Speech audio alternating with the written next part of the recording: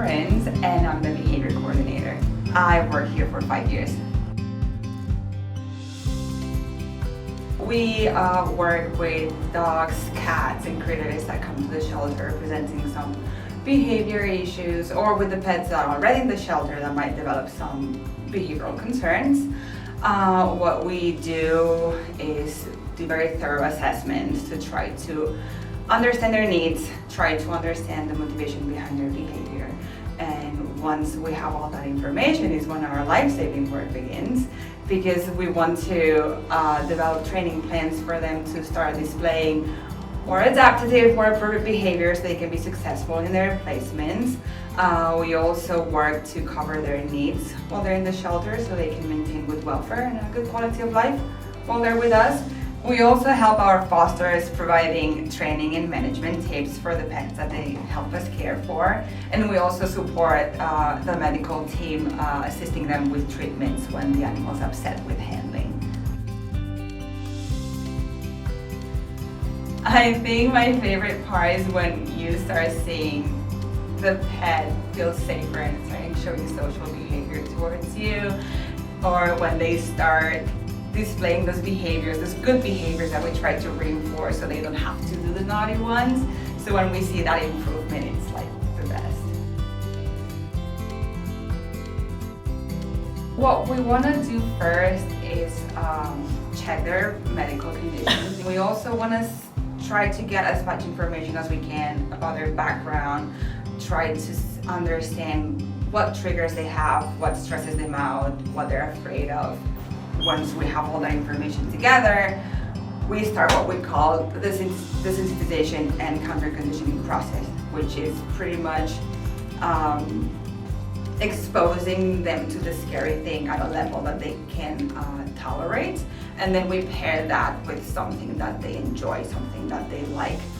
The idea behind this is to try to change their perception of the scary things. I really liked Rogue's and Billy's case. There were two pretty girls who won. Rogue was very reactive to people. Billy was very fearful of people. And we'd been working with them, but we were not seeing the progress that we were expecting. And when they would just decide to put them together, they've never met before, and they just hit it off and they loved each other. So we co-housed them, and from then on, they just flourished. They kept improving. They were awesome together, and they went home. They got adopted together at the end, and it was the first time that I best buddied two dogs that didn't come together. So that was very cute. I loved animals for as long as I can remember. I remember as a baby chasing cows and horses and everything, and I just wanted always to be around them. It took me a long time to convince my parents to let me have a pet. They let me have a parakeet, then they let me have a hamster, then they let me have a kitten, and from then on I had several dogs and cats and mice. I had an iguana, and I had a giant tortoise as well.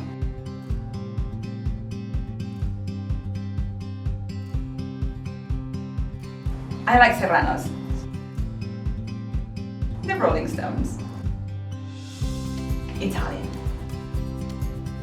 I don't know if it's favorite, but my comfort movie is Jurassic Park. The Never-Ending Story. I do love reading, I love hiking, I love being outdoors, I love traveling.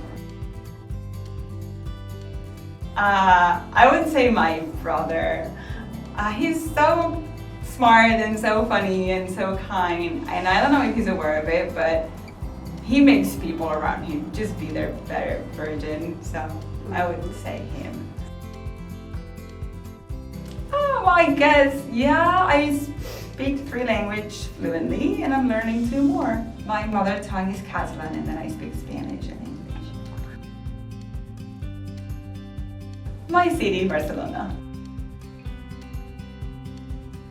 I'm not a survivalist, so I would just try to enjoy my time there, and I would take my book, my sunglasses, and an umbrella. There you go. Yep.